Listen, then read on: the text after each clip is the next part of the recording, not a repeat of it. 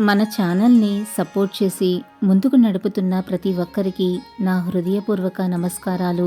ముందుగా మన ఛానల్ని ఎవరైనా ఫస్ట్ టైం చూస్తున్నట్లయితే మన ఛానల్ని సబ్స్క్రైబ్ చేసుకుని లైక్ చేసి షేర్ చేయండి. మీరిచ్చే ఒక చిన్న లైక్ కారణంగా ఈ వీడియో మన బాబా బిడ్డలందరికీ చేరుతుంది. మీలో ఎంతమందికి బాబా అంటే చాలా ఇష్టమో కూడా కామెంట్ చేయటం మర్చిపోకండి. నీవు చేసే ప్రతి సేవకు ప్రతిఫలం ఇస్తారు బాబా. భగవంతుడు మహిమాన్వితుడు తల్లి. మానవుల అవసరాలను తీర్చడానికి మానవులని ఉపయోగించి వారికి సద్గతిని కలిగిస్తాడు. మానవ మాతృలమైన మనం చేసే ప్రతి పనికి కొంత ప్రతిఫలాన్ని ఆశించటం సహజమే. కానీ బాబా భక్తులమైన మనకు నిజానికి ప్రతిఫలాపేక్ష ఉండకూడదు తల్లి.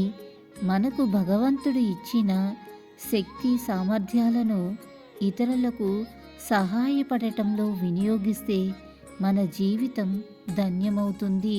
నిజమైన భక్తి ప్రపత్తలు కలిగి ఉండటం అంటే ఇతరులను కష్ట సుఖాలలో పాలు పంచుకోవటమే. దీనులపై సానుభూతి చూపటం మానవత్వం, ఆదుకుని రక్షించటం దైవత్వం.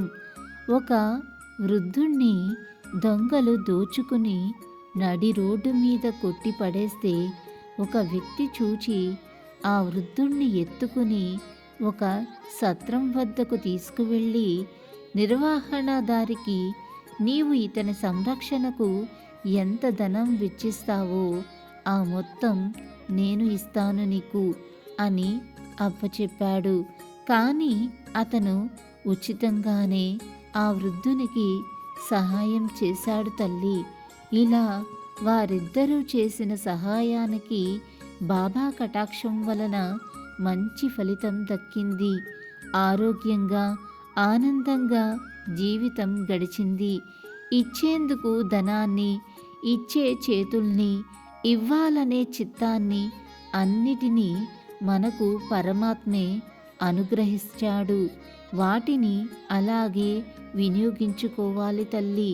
సాటి వారిని ఆపదలో ఉన్నప్పుడు రక్షించడానికి సంసిద్ధులమై ఉంటే మన ప్రత్యక్ష దైవం అయిన బాబా అందుకు ప్రతిఫలాన్ని ఊహించలేనంత అవ్యాజ కరుణా కటాక్షాలను ఆశీర్వాదాలను రూపంగా కురిపిస్తారు తల్లి. వీడియో నచ్చితే ఖచ్చితంగా లైక్ చేయండి. Thanks for watching.